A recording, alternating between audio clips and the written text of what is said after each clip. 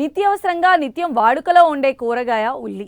గుంటూరు, శ్రీకాకుళం, విజయనగరం, విశాఖపట్నం వంటి జిల్లాల్లో కొంతమేర సాగవుతున్న ఒక్క కర్నూలు జిల్లాలోనే దాదాపు 75,000 ఎకరాల్లో ఉల్లి సాగులో ఉంది. ప్రస్తుతం ఖరీఫ్ ఉల్లి నాటేందుకు అనువైన సమయం. ఉల్లి నుంచి నాణ్యమైన అధిక దిగుబడులు పొందడానికి సాగులో ఎలాంటి శాస్త్రీయ విధానాలను పాటించాలో ఇప్పుడు తెలుసుకుందాం.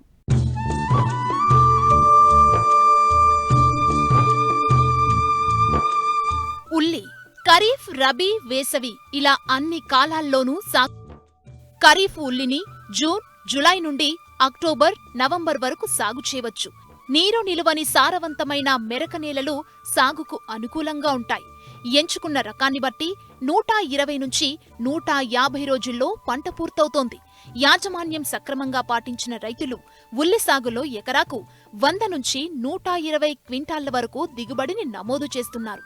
ఈ పంటలో సాగు చేసే కాలాన్ని బట్టి రకాలను ఎంచుకోవాల్సుంటుంది. అగ్రిఫౌండ్ డార్క్ రెడ్, అర్కానికేతన్, అర్కా కళ్యాణ్, అర్కా ప్రగతి, S53 రకాలు ఖరీఫ్ కాలానికి అనువుగా ఉంటాయి. 3 నుంచి 4 కిలోల విత్తనం సరిపోతుంది. నారు పెంపకానికి ఎత్తైన ప్రదేశాన్ని ఎంపిక చేసుకోవాలి.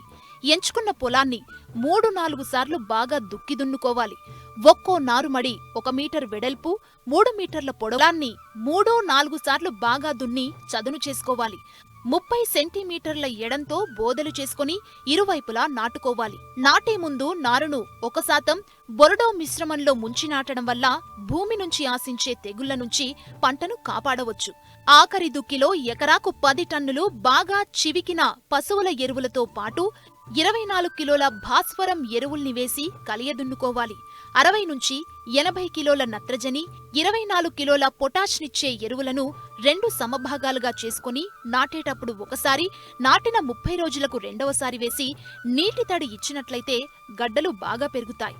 ఖరీఫ్లో అడపాదడపా పడే వర్షాలకు కలుపు సమస్య ఎక్కువగా ఉంటుంది. కాబట్టి నారు నాటే ముందు భూమిలో తగినంత తేమ ఉన్నప్పుడు ఎకరాకు 1.3 లీటర్ల నుంచి 1.6 లీటర్ల వరకు పెండి మిథాలిన్ లేదా 200 మిల్లీలీటర్ల ఆక్సీఫ్లోరోపిన్ 200 లీటర్ల నీటిని కలిపి పిచికారీ చేసినట్లయితే కలుపును అదుపులో ఉంచుకోవచ్చు.